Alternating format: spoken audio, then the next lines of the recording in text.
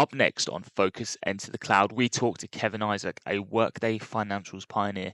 Hear about his journey from military pay clerk to leading the UK's first Workday Financials project. So, without further ado, let's get into it. So, welcome everyone to this episode of Enter the Cloud. I'm very pleased to be joined this time by Kevin Isaac, a very experienced Workday project stroke program manager. You seem to have carved out a small niche, if you don't mind me saying, within Workday Financials.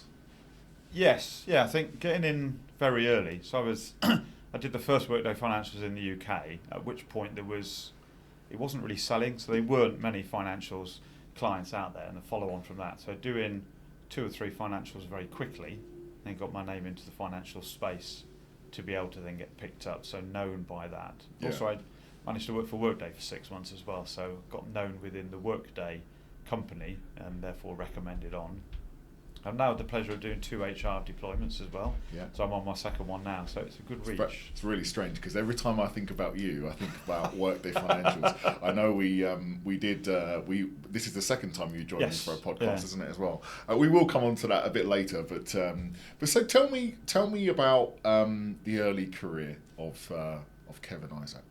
Pre-Workday? Yeah, pre-Workday. Pre-Workday. I started out in the city of London, actually. It's like coming back to London and finding out they've built more buildings. So I started out at Lloyds of London. Pre this. Oh, pre-Lloyds of London. So you was in the army. I was in the army. I joined the army at 16. Right. Okay. So straight from school, and I left the army when I was 30, having gone to Hong Kong, Germany, Northern Ireland, and the southeast. What did you do in the army? So I was a pay clerk, actually. So I looked after the soldiers' pay. Okay. But as they used to say, soldier first. So you do all the soldiering bit, and then you go and sit in an office and make sure the numbers add up. Which actually, where the financial piece came into it. When you mentioned army, I had a vision of you, on the front line with a big Not gun. quite the front line. Close to the front line. But I did carry a gun occasionally. That was my time in Northern Ireland. So I got to carry a loaded weapon then. Yeah. Don't want to do that again too often. But no, so I did that. Then I came out, worked for Lloyds of London for a few years. I was a programmer then, so I programmed, went down to American Express, and that's when I got into project management. Okay. So I project managed at American Express, Electronic Arts in the games company, and then insurance. Then I went into contracting, and I ended up at King. So project management is a huge skill in itself, right? And I think people that end up in project management, they obviously have a path within their career that ends them up there. So, you go from being in the army, right, to being a programmer. Where did it change? Where did it go? Change? So I went through the ranks of permanence up into team management and all that sort of thing, and I got to that area then, and I didn't want to get into the director type level, and then having managed a team, you then manage a project. So it's a step over almost from managing a team, and you're used to organising things and organising people's time and allocating tasks to them as a team leader. Yeah. Becoming a project manager, it's the same type of skill set. This is within an old program in technology, I'm assuming. Yes, in technology. I started off as a project manager in technology. Yeah. And I think there's only a certain, nowadays actually, probably more projects encompass business transformation, whereas when I started it was just putting in a system. Now putting in a system has a greater reach now, especially where they're cloud-based, when you're not really putting the system in. So then you move over and you tend to then lean into the business side, and you manage the business to have a project delivered to them, rather than managing the delivery of the actual technology. And it's sort of morphed into that area there. Okay. And then into business transformation. When did you realise that perhaps management or leadership might be the route that your career is going to take? At what point did you think this is probably what I want? So I think when I actually got made redundant out of a small credit card company, and at that point there I thought I'd probably done enough in the leading a team and leading people in that way. And then I got opportunity at Electronic Arts, to then go into project management. And I've done that. I dabbled a little bit in project management on the way up as managing a team. And I thought, no, I want to get back into managing projects and governance and that sort of thing. So that's where the step over. And I think that sort of break is career break or change or forced into a change. Similarly, when I went into the contract market, I was made redundant from Electronic Arts. I seem to have got this redundancy. So you was going perm? around. You was I was perm perm at the time? At Electronic Arts, I was perm. And then I got made redundant, and the payoff from that gave me the leg to go contracting, because it's a jump financially to go from perm to then think going contracting. You've got to think, well, I won't get probably paid for another 2 or 3 months. It's going to take me a while to get a contract, and then contracting you don't get paid for 2 months because you've got to work and invoice. So you've got to think, I've got to have a bridge of 3 to 4 months worth of money to carry me over into contracting. Yeah. I had that bridge, so I jumped into contracting. Had you been thinking about it for a while beforehand? Yeah, I had done, really. Mainly because you see all these contractors around thinking, well, I could do that, and they're on more than me, quite significantly more. Yeah. And I think it's also, you haven't got a freedom as such, but you've got a freedom of expression. I think it's the freedom of expression.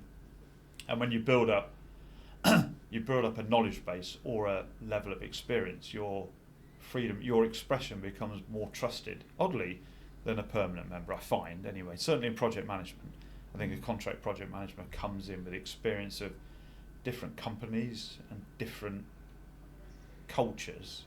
Yeah. And then you've got that freedom of, and you're, horrible to say, I think you're listened to more than PMs that have stayed in that company for a while. They're in not a rut as such, that's the wrong word, but they're in a mindset. And you come in with a different mindset, and you sort of just tip the balance of the discussion a bit. Yeah. And therefore, not necessarily trusted, but listened to.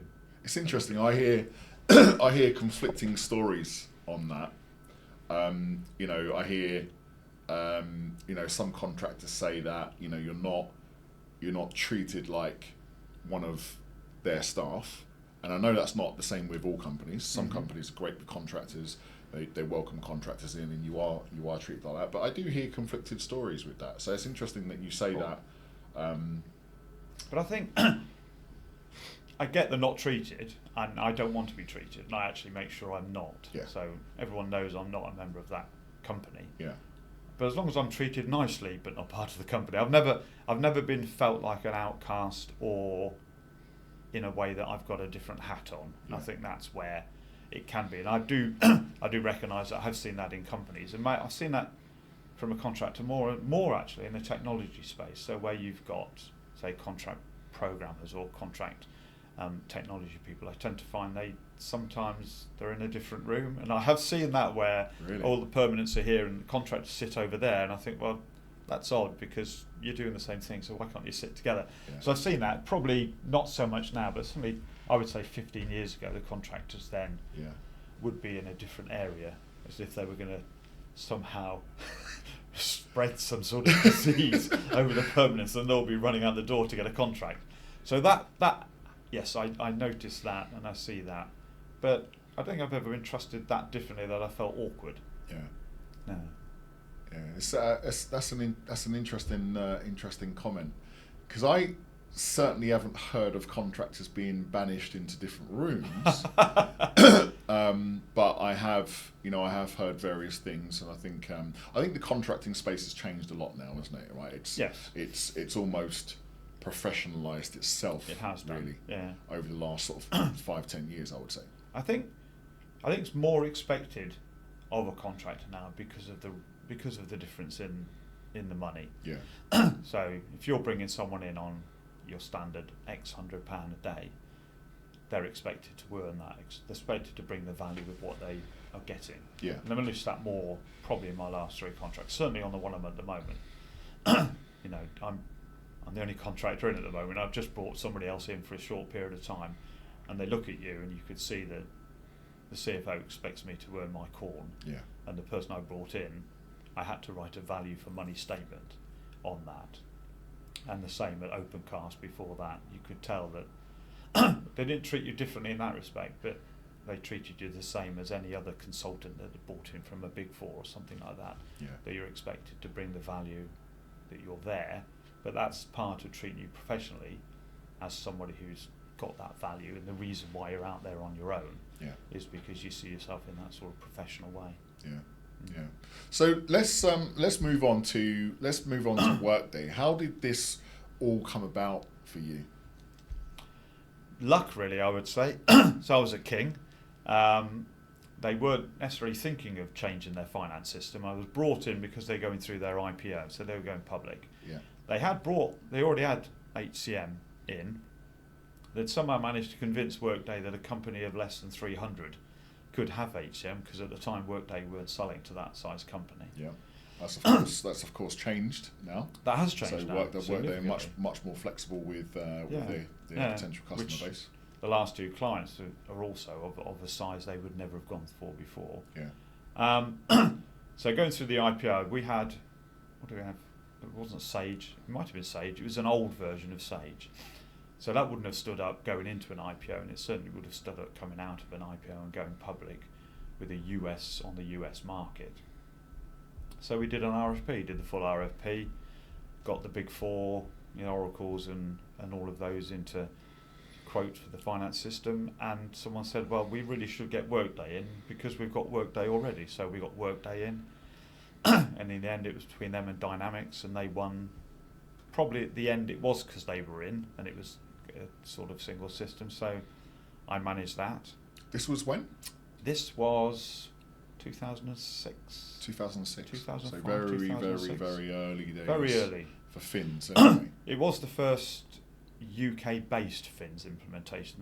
They had a US company putting Fins into the UK. Yeah.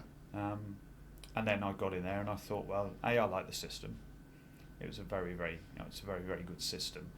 And the deployment and the way of doing the deployment was different to how I'd done it before. And I recognised that this is going to grow. I've got it now, so I've got that on my CV that not many other people had on the time. So I just chased Workday contracts where they were.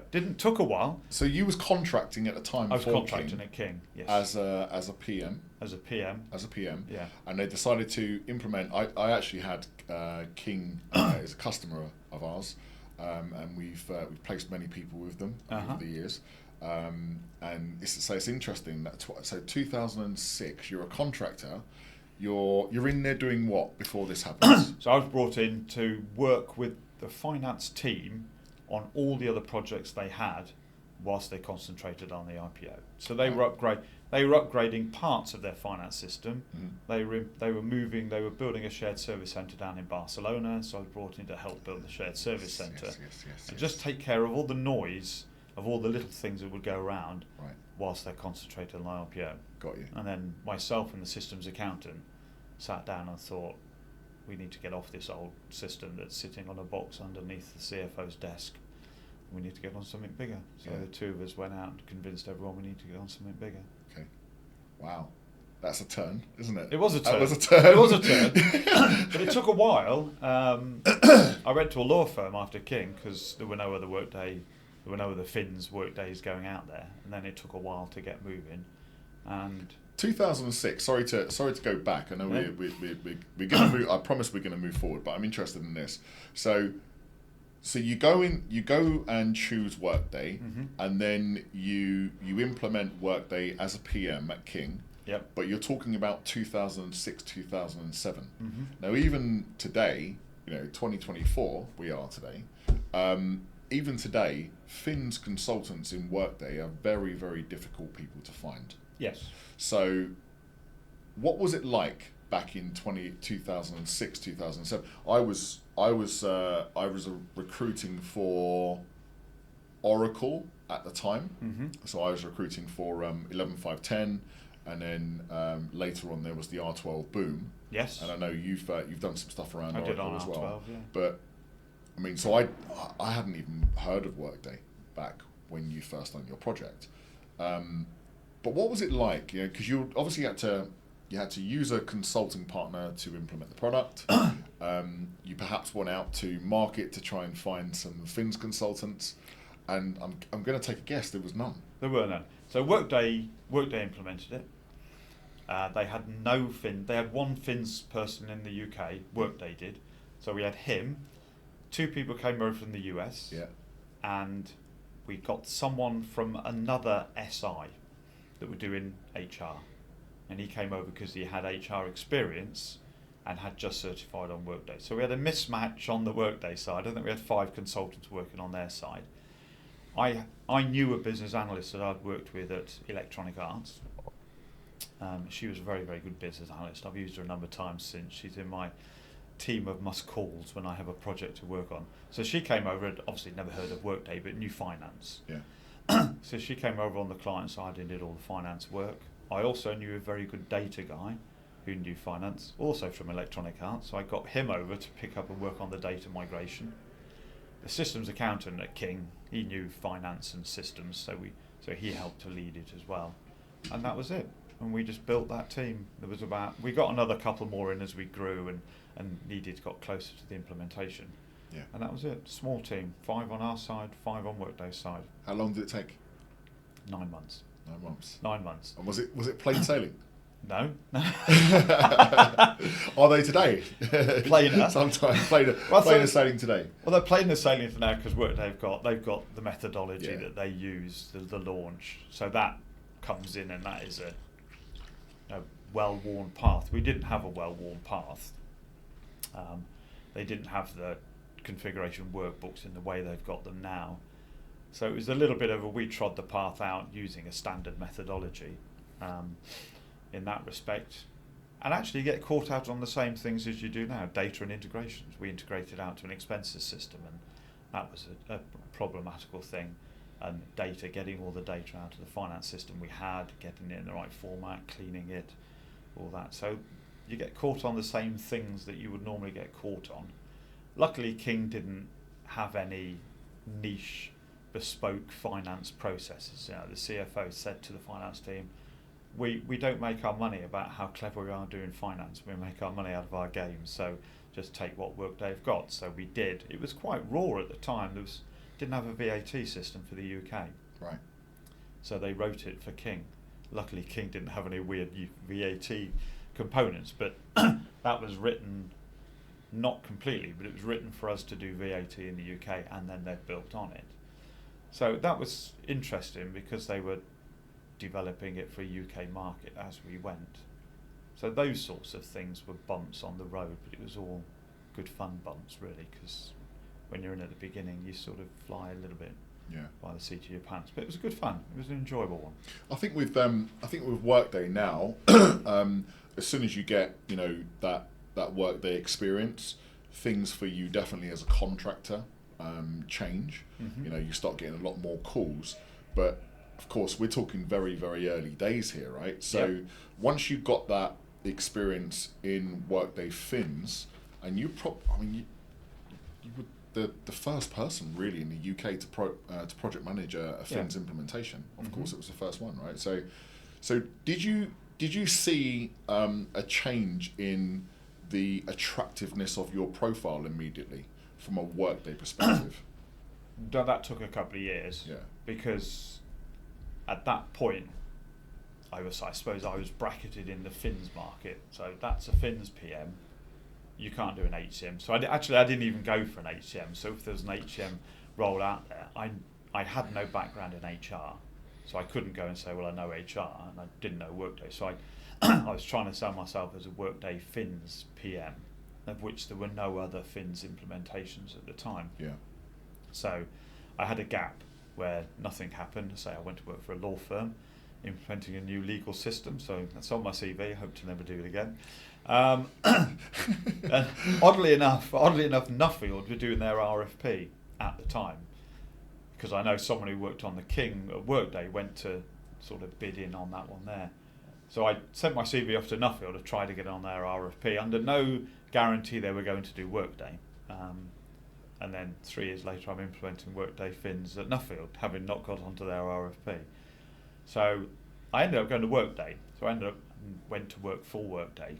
That was after King. That was after King. So after the law firm. After the law firm, you went to work for Workday. Yeah. So then I was there, got certified engagement manager.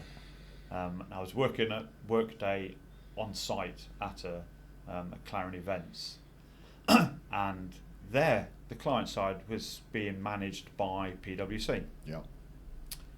And their PM left PwC, and the PwC director said, "Kevin, do you fancy come over the fence and manage our project instead of working for Workday?" So I did. Yeah. Got back into the contract market, and that was my second Fins, and then it rolled on from there.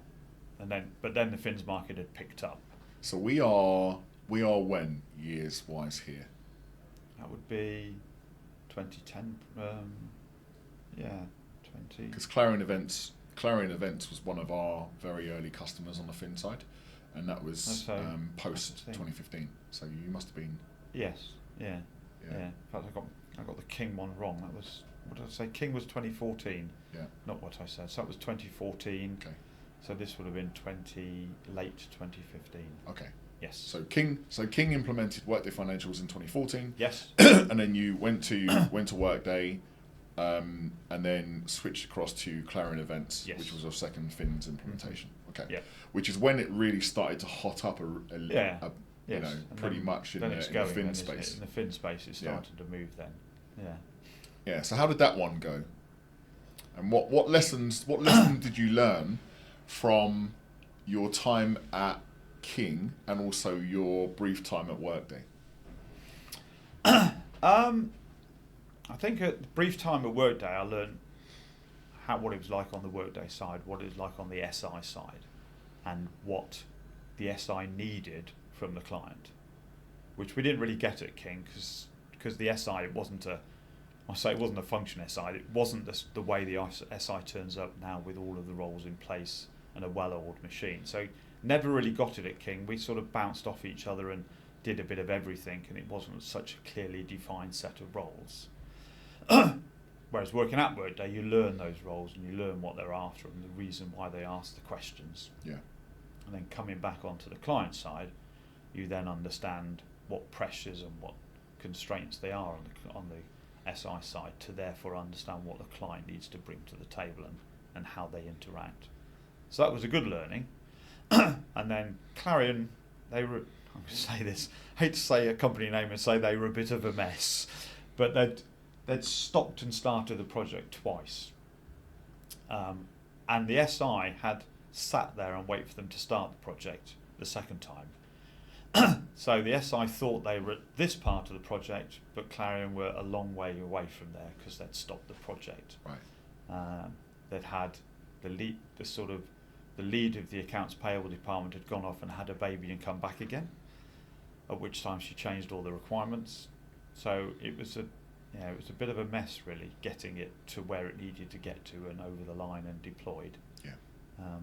And that's why they'd brought PwC in to put them back into shape again and get the project back on track and running and delivering. And we delivered in the end, but it was a struggle. Yeah. Yeah. So second Fins project, how long did that one take? I was there a year. Yeah.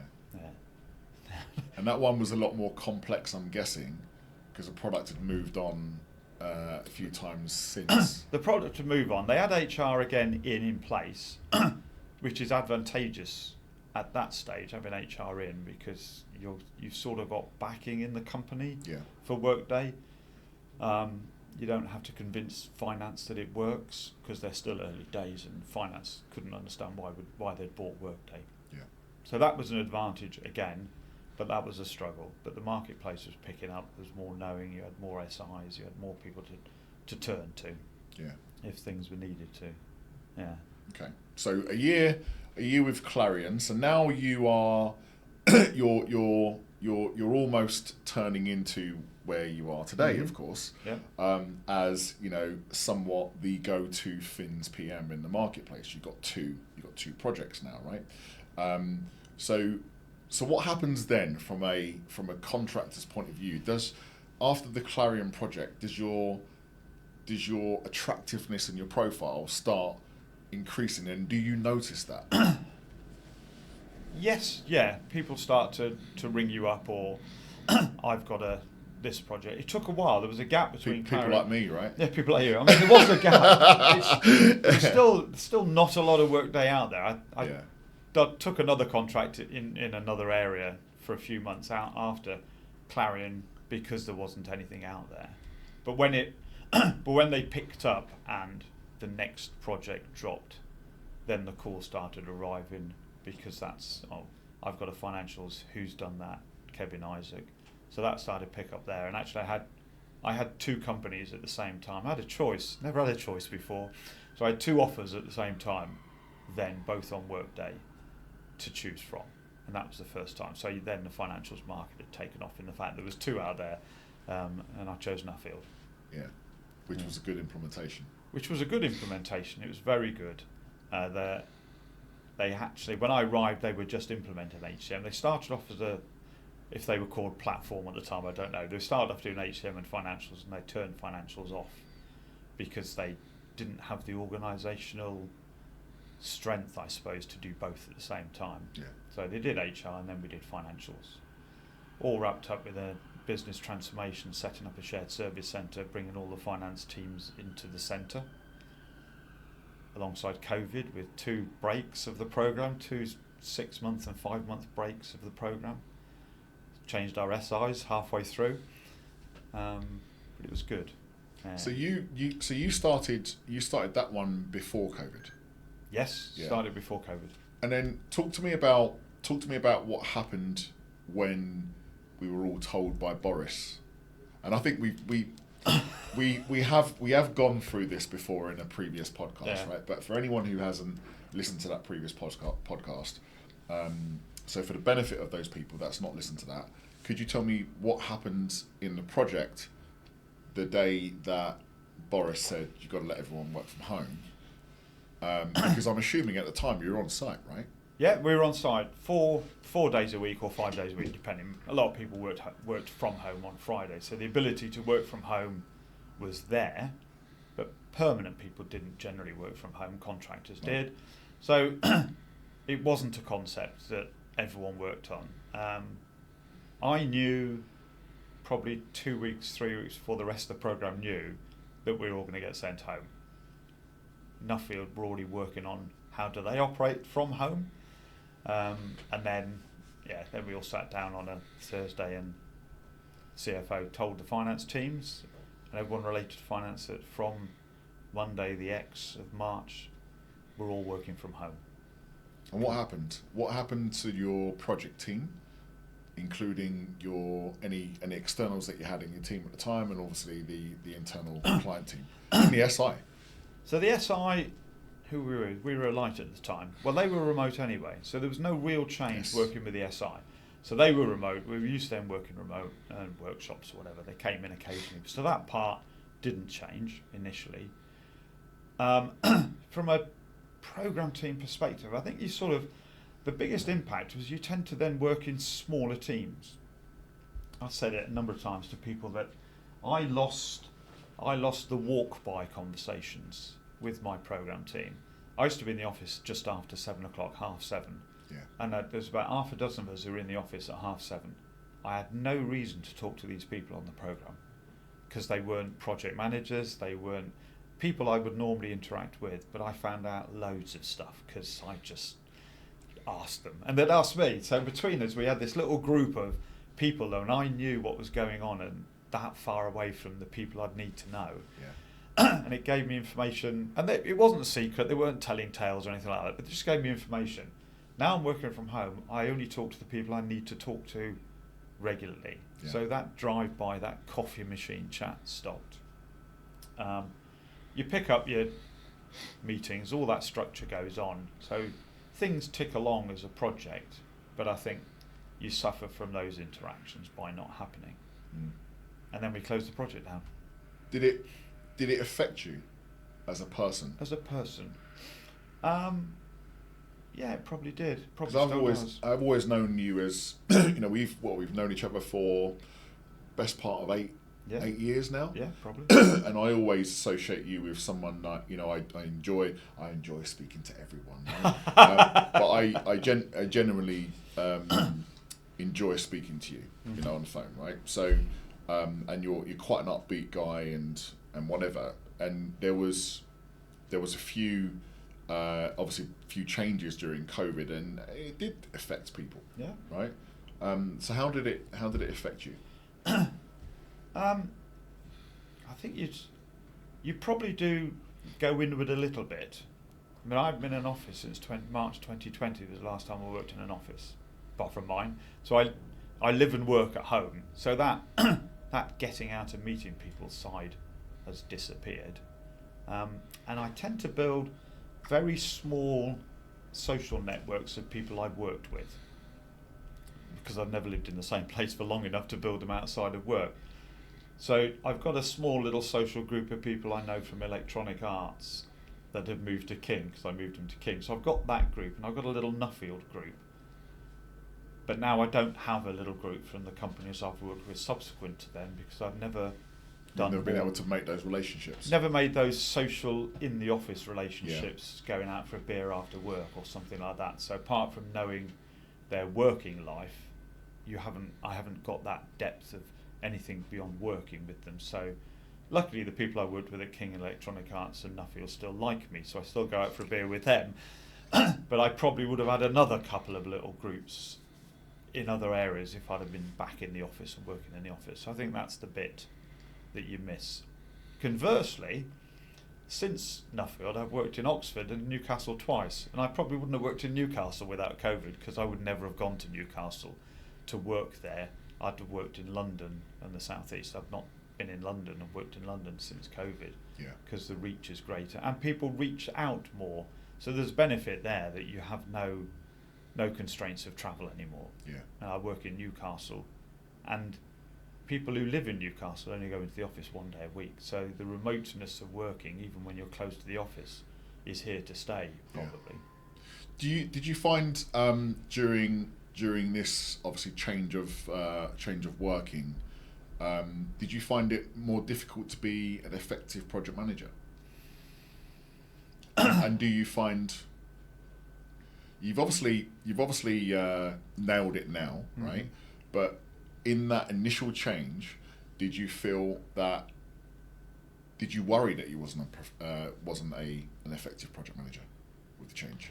I think when we came back, because we locked the project down for 6 months initially at Nuffield, and when we got back together remotely, I thought the pace of the project would just trigger straight away and we'd go. And I said to the CFO, it'll take us a couple of weeks, we'll be up and running, here's our new dates, off we go. It took us nearly 2 months to get going again, because we weren't all in the office, and because we weren't all in amongst each other and hitting problems and solving them within minutes. It took us that long to get going again, and you generate a new pace in the project, because the conversation doesn't happen straight away. I was in Newcastle yesterday, and something happened, and the person who I needed to talk to was round the corner, so I could go past there and have a 5-minute conversation, and it was closed within an hour. That wouldn't happen unless I was in the office. Those sorts of, can I have 2 minutes? Because if you say to someone on Teams, can I have 2 minutes? Well, 2 minutes on Teams isn't 2 minutes. It's suddenly, yes, I'm free tomorrow morning. I thought, well, I only want to ask you one question. Let's go for coffee. Those sorts of very quick interactions. That's how it's changed, and that makes it more difficult. You've got to be more organised. Which as a PM, you think that would be second nature, but you've got to be more organised. You've got to prepare for something that has to happen. If you want to have a conversation with someone and you're all remote, you've got to be prepared for that conversation to get that time slot in their diary, whereas before you wouldn't need to. You just go and say hello to them and have that conversation. I find it quite difficult with with our hybrid working. So we work in the office twice a week. For London it's Tuesdays and Thursdays, and it's quite frustrating, because if you're in a Monday or you're in a Wednesday or a Friday and you want to talk to someone in London, you can't just walk over to the desk. And I've got to admit that I do miss that. I do miss that, being around people every single day of the week. It's funny, isn't it? Because we miss it, but if anyone said, would you go back to how it was? You go, no, I wouldn't go back. I don't know. No, actually, no. If someone can get me a contract where I'm 2 or 3 days a week in London, I'd take it tomorrow. Would you? I would do, yeah. I mean, I have the advantage I'm half an hour out of London on the fast train, so that's not a problem, because the travel time is okay. But I would for the human interaction. And I think sometimes issues become more complex because you don't have that first simple conversation. 100%. So getting something solved, you can't solve something, if you solve something over email, it just goes wrong because email's not a conversation. Yeah. Teams is slightly better, but it's still not face to face. Yeah. Whereas you can close something down very quickly by saying, okay, let's all get in that room. You can see body language, you can see Yes. facial expressions, you can see everything. Yeah. Yeah, I totally agree. So, I totally agree with that. And as I say, you generally only interact with people because you've got a problem or you want them to do something. You don't have that walk by interaction and discuss what was on Netflix last night or something like that. Yeah. Do you watch Netflix? Not really, no. No. Well, I don't know actually. I watch because I watch a program and I don't know what it's on necessarily. So I watch loads of things, and it could be Prime, it could be Netflix, it could be Disney, it could be Sky. I don't know. I get a recommendation on email. Sarah and I discuss whether it's something we both want to watch, and we do. And then 3 weeks later, I realise it's on Netflix, but I wouldn't have known. I don't go to Netflix to find things. Right. Really, you sort of. You must have a Netflix subscription. We're supposed to be talking about Workday project management. Netflix, Prime, Disney, yeah. Paramount. all the ones you realise actually I really don't need this, but I'm paying for it every month. Yes. Yeah. Yes. Yeah. Yeah. I have those. You kind of get to the bank statement. I don't know whether you're the sort of person, and we will come on to the organisational part, but certainly for me, I'm not a project manager, right? And I don't ever want to be a project manager. No offence. No. But I'm the sort of person that I'll notice something and go, I didn't know I was paying for that. Let's see how long I've been paying for that. And then you go right down for 2 years, and you realise you've been paying for Disney Plus. We never use it. Do you know what I mean? But you're right. Sometimes you're sitting there and you're watching something on Disney Plus, so you wouldn't necessarily go to Disney Plus to thing, but you come into the living room and the kids are watching something, so you sit there and watch it. Yeah. So how do you deal with your life? Must be very crazy. I know projects can be really crazy. Mm-hmm. How do you tend to organise yourself and your mind to be a great project manager, which you are? I get on a daily basis. I'm in early. I've only got to walk from the kitchen to the office, but so I like to get online before everyone else, and then I can organise myself for that day. I can go through my actions from the previous day, make sure I know what I'm doing, and get organised in that way. I organise my projects by planning. So I have a plan, and I move by the plan. I make sure everyone has it. All my PMs are working underneath me, and I have a plan, and we walk by the plan.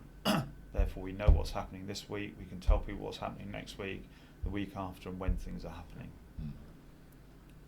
I have risks and issues, all of the things that project managers have, and I go through them regularly, weekly with the PMs. So everything is up to date. Everything's online. I don't know if my military background helps me on this. I was going to say that. But that and it's in essence it's the small parts that make sure the bigger parts there all the time. If you make sure you're updating the risks and issues that need to be updated this week every week, and you turn them over, they don't get any bigger. Yeah. If you make sure your plan is turned over every week, you don't become unplanned. And it doesn't take long, and it just becomes a continuous thing you do. Yeah. You're never playing catch up. And as I say, that first half hour in the day enables me to get my mind in train. Who am I talking to? What am I doing? Have I closed off yesterday? And then I go for the day. At the end of the day, I do half an hour at the end of the day as well. I rinse and repeat. But it's pretty full on, right? So you've got several different project managers in your program. So how do you tune your mind to make sure that you are giving your PMs the best of you? Because you get up early in the morning, great, okay, but there's something else. I think I'm always there. So the PMs are the ones that I treat the best. They'll say I don't, if anyone's listening. But they're the most important people. So if they come to me with a problem and say, Kevin, have you got 5 minutes, then I'll make that 5 minutes straight away. Mm-hmm. Can we have half an hour? Yes, we can have half an hour. So that's the person who I'm going to create a space in the day for if they've got something. Because I think they're only coming to me because it's important. Right. And therefore they either don't want to make a decision on their own, or they don't know what that decision, you know what I mean? They've got a problem that needs to be solved straight away. Yeah. Because otherwise they wouldn't come to me. Yeah. And therefore it needs to be solved. And if I give them the time, then they'll keep bringing the problems to me. Would you say that's how to build a high performance and sustainable team? That's quite important for you. It is important, because if a PM comes to me and I say go away in the nicest possible terms, or okay, I'm free tomorrow or free Tuesday or whatever, they'll go and solve it, and then they'll stop bringing problems to me because I'm not making time for them. But if I make time for the PMs, then they can take away. We've solved the problem. They can go away. If they keep bringing me the same problem, sooner or later I'll say go away and do it yourself. But I think you've got to look. For me, I've got to look after the PMs on the project. Then everything else gets looked after. Yeah. From my perspective. How do you look after yourself, though? I don't know if I do, actually. I must admit, I'm not very good at looking after myself. I mean, at the end of the day, I'll take the dogs for a walk or something like that, or I'll go and watch West Ham like I am this evening. So you're not a Hammers fan? I am a Hammers fan. Probably not the best way of looking after yourself. But I do now, I think now, and actually probably maybe COVID has helped this bit, I now know how to switch off in the evening. So I close the book, I close the laptop, and that's it. I'm done. I think before I probably didn't. Oddly, I'd bring it home on the train and I'd still get home and still turning it over. But now I can close the book, close the laptop, go away. Yeah. So I'm quite interested in that part, right? So pre-COVID, you'd bring your work home, as we all do, right? So how did that affect you? How did that affect your relationships, whether that's your home relationships or whatever? Mm-hmm. And what did it have an effect? I suppose the effect when you're always on, because at that time I was always on, I'd have it on my phone, I'd have work emails on my phone, and I'd bring home the laptop, and it would be, I knew where it was. So if something buzzed on here, I'd go and fix it on the laptop. Yeah. Therefore I wasn't relaxing, and therefore I wasn't spending time with the important people, sitting down, watching TV, PMs. Whatever. PMs, not those, no. The important people. So, and then oddly, you could say, having the laptop at home and working at home, it seemed easier to make a separation because I could close that door, close the laptop, stop having things on my phone. So at 6 o'clock or whenever when I finished, that all stayed in that room, not having work emails on the phone so it never buzzed. So then I never went back over there to the laptop. And that made the difference. Oddly, because COVID, you think having it at home, it would be easier to go there and do something. Yeah. But I forcibly, I suppose, changed so that it didn't, because I wasn't bringing it home anymore. It's odd, isn't it? It's an odd saying there. It is. It is. But it seems to have worked out. I find it quite fascinating, this area, because I know, as I've already said, I'm not a PM, right? And I have no intention of ever going down that route in my career. But I guess running a company has a lot of plates spinning at the same time. So in a way, you are project managing because you're project managing your company, right? I'll tell you a story. Remember when we first met each other, probably 2015, 2016, and early on Focus Cloud was like crazy hours. I don't know if I ever explained this to you. I don't think I have, but it was crazy hours for me. I was doing 16 to 20 hours a day, and in the first 2 years it was 7 days a week. Wow! Right, it was crazy, and that continued for a while. Actually, that continued for probably 4 years until pre-COVID. When I knew that things had to change for myself, Because you're right, it's almost like a trigger that happens. Something happens, and then you change. Without that thing happening, then you don't change. I was, we had a very large project, put a lot of people onto this project, and it meant that I had to work crazy hours in that particular part of my career. And I remember I dropped my car off somewhere, and this was probably on the back of maybe 4 or 5 days where it was, let's say 18 to 20 hours a day. So I'm tired. Yeah. Okay. And I'm walking down the street, going to a cafe, and feeling, when you're feeling really rough within yourself, because you haven't slept properly, or you've got so much on in your emails, and the worst thing is when the emails, you don't stop looking at the emails. Yeah. It's crazy. You're going, I can't do this no more, but then the email comes and then you look. Of course. So I'm walking down the street, and my head is literally going, and it felt like there was a thunderstorm in my head. That was when I thought something's got to change, and it was only that made me kind of tweak what I do on a day-to-day basis. So has anything like that ever happened to you? Well, I did have an epileptic fit at work. Did you? Yes, and they said that was probably stress related. So I manage it now, or Sarah manages it for me and tells me to go and sit down. Yeah. So I think that was part of it. I think your email thing. I think I became my own worst enemy because I would work a few extra hours. Of course, if I'm generating emails, all I'm doing is giving everyone else more work.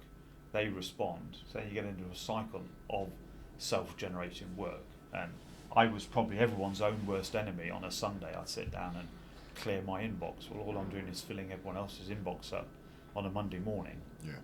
So you get into a cycle of everyone chasing each other to be the best at answering emails or whatever. And now the last 2 companies I've worked for, their company policy is no one works at weekend, no emails at weekend. So we all finish at Friday and come back in on a Monday in the same place we were on a Friday, and no one's been hammering the keyboard at the weekend. So I think that's a differential of the type of company you work for, because if you work for a company that is massively active and massively at a stress level, everyone is chasing each other down I can do more work than you, in essence. And I got into that, not necessarily trying to be the best, but wanting to always clear my diary. It's always like, if I clear all my emails, I can relax. All I'm doing is churning everyone else to do their emails, to get back to me, to get my emails. So you're on a cycle of never getting to the end of your inbox. Do you think when you work to that level, do you think that you get more done with that, or do you think that it's much better from a productivity point of view to work like you maybe currently are now? There's a balance. I think the more you do, the less productive you become, because you can't concentrate necessarily on any individual thing, and your mind just wants you to clear, therefore you don't become productive. Years ago I was working at Lloyds for London, and we needed to get a lot of work done, and these 2 programmers said, well, why don't we work 12-hour days or 10-hour days for 3 months? And they were hyper productive for the first 2 weeks, and then they just became less productive because they just spread the work out over 12 hours because they just couldn't keep at the pace. But they still did the 12 hours, but they just managed to spread 8 hours work over 12 hours because they couldn't keep being 12 hours worth of productivity. And I think it's the same in any role, that you think to begin with you're very productive, but then you chase the wrong thing and you become less productive. But now I'm probably more productive now than I was at the height of churning stuff out and working excessive hours or whatever. But there's a balance, I think, and it's in between probably now and at the height of it. Yeah. Interesting, very interesting. Yeah, I didn't learn my lesson for years. And you were probably not very productive when you were doing 18 to 20 hours a day. You can't be at that sort of pace.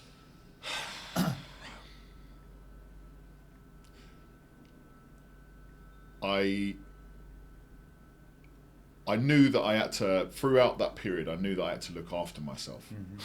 So you work in 18 to 20 hours a day, and I'm saying I needed to look after myself. So I knew that if I ate properly, if I ate regularly throughout the day, and I achieved a certain level of sleep, which of course is very difficult when you've only got 4 to 6 hours available for you. The truth is that would last for about 3 weeks. I was fine for 3 weeks. And then after the 3-week period of absolutely running like mad, I would have a crash. And I wouldn't necessarily tell anyone about this crash, because you almost don't want people to see that, the leader, the manager, the whatever has had this crash. So I wouldn't tell anyone that I'd had it. But behind the closed doors, what I would do is I would just sleep for as much as I possibly could for a period of 2 days. So I lost 2 days. Now, you asked whether was I productive in that time. I would say yes, because in that 3 weeks, there's so much work done over those extra hours that I've worked and the weekends and all that sort of stuff, that I can afford those 2 days. Do you see what I mean? I see what you mean. But what I've found is over a long period of time, and I'm talking over years, it does 100% affect you. Yeah, of course. 100%. I'm not the same person. I don't know whether it's the company that's maybe not the same person, or I think I'm better than I was because I'm aware of these things. And once you become aware of these things, then you do tweak certain things and make that time. Do you know, Kevin? No one's ever asked me that question, so I want to give you the right answer. Would I do it again? Now, not would you repeat what you did? Would I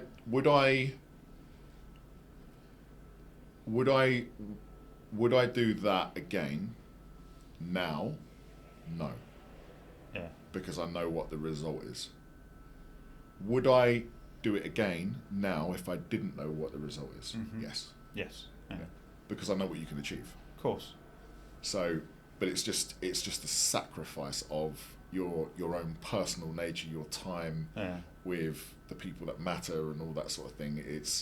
It does harm you. But now you know, if you wanted to achieve the same again, now you'd know how to do it differently. Absolutely. Yeah, I know how to do that, and when to take a break, which is which I think is very important. You know what I mean? Yeah. Oh, definitely. Yeah.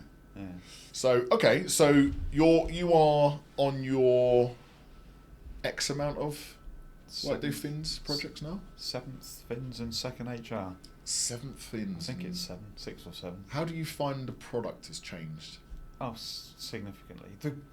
I suppose the very core hasn't changed at all. So the very core of finance is paying invoices, receiving money, banking and the core accounting. But around the edges, it's changed significantly.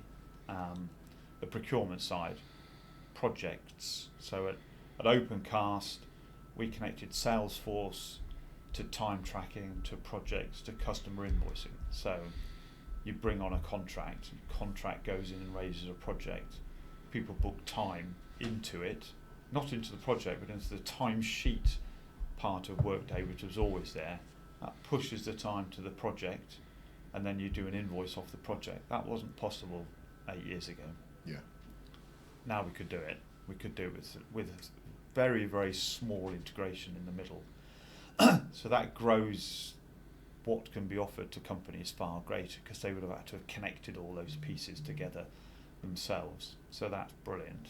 At Newcastle, we're bringing in a supplier management process. They bought Scout a couple of years ago. That's rolling into Workday. So now when you run an RFP to choose a supplier, you do that all in Scout. When you've chosen your supplier, it sends the supplier to Workday. Your contract management is in Scout. Workday hate me calling it Scout, because it's called Workday Supplier Strategic Sourcing. But that sort of puts that front end bolt goes into Workday, so you're all in there. So from a a full core financial application, it's grown significantly. If they just add inventory management, it would serve a lot more, because the inventory management portion is missing. So that bit there is still missing.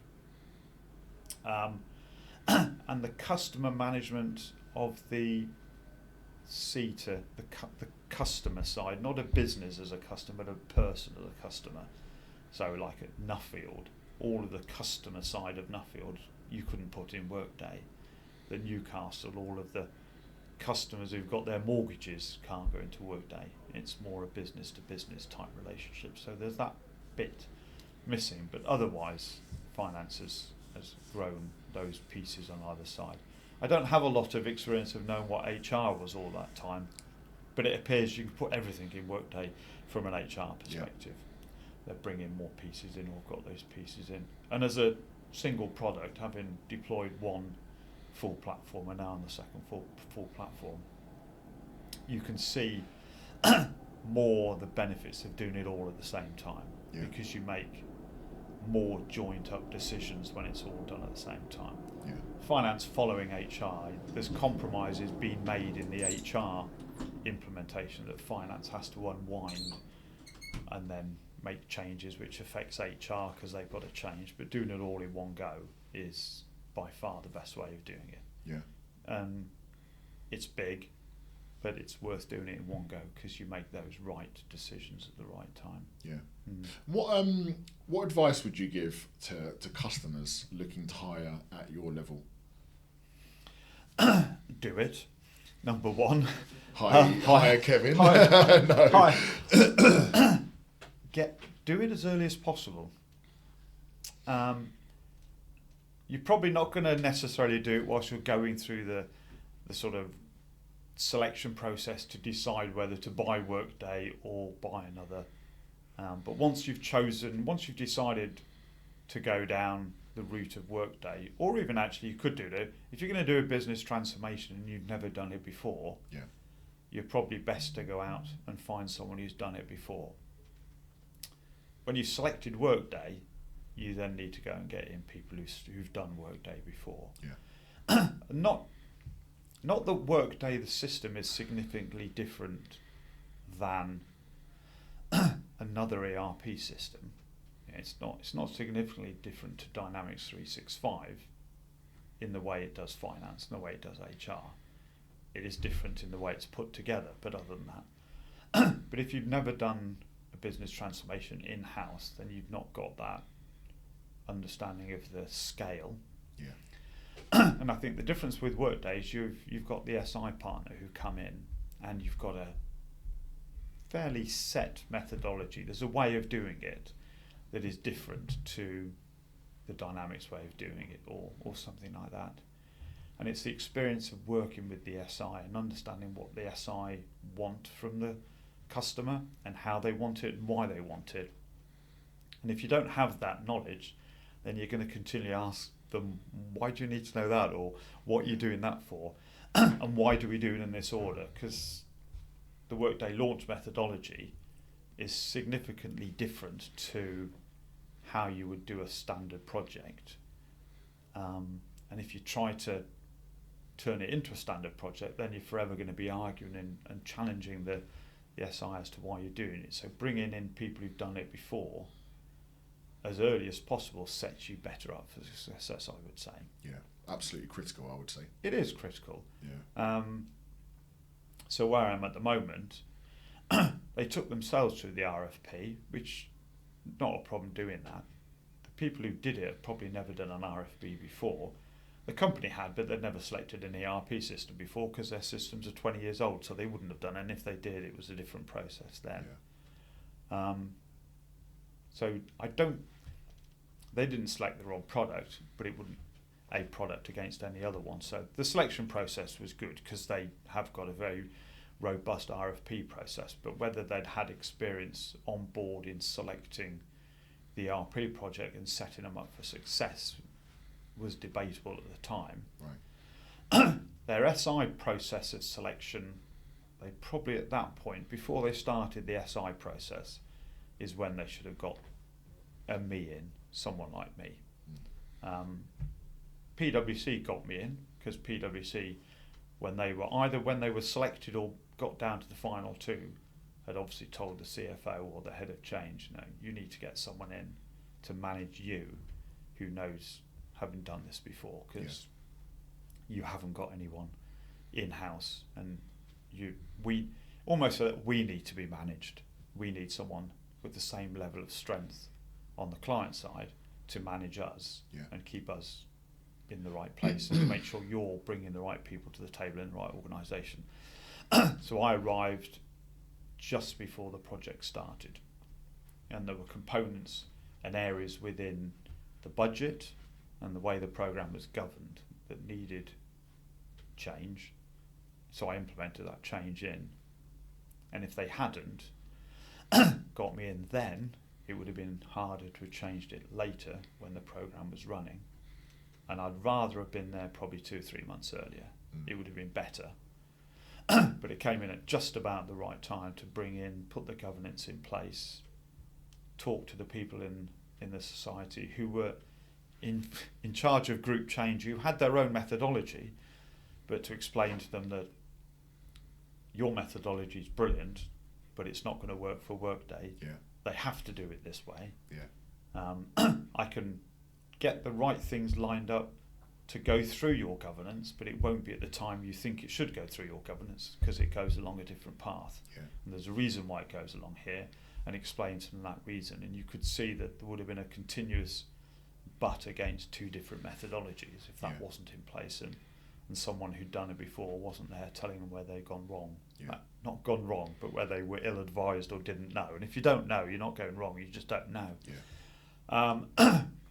And then I think the SI probably gains a level of confidence if they know that the people they're talking to have done it before, because then they're not spending all their time educating the customer on the reasons why they're doing it.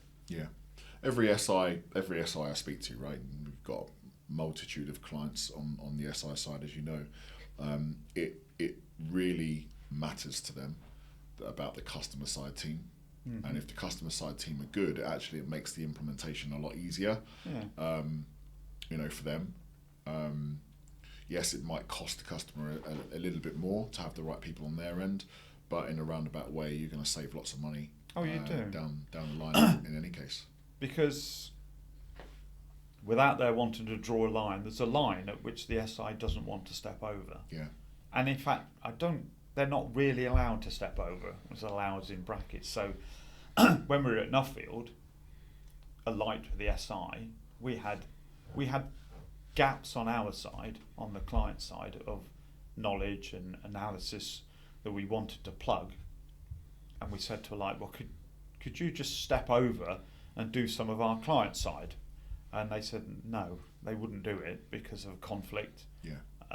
So we got Accenture in. Accenture said that, so they came in and Accenture did some client consulting side, but it was very, very much having a boundary, and it's not a physical boundary, and you try not to make it a boundary. It was very much a boundary of ownership of role and ownership on both sides, and therefore I'd always want on my side, on the customer side, I'd want to have skilled, knowledgeable people in place to be able to support the SI and support the customer.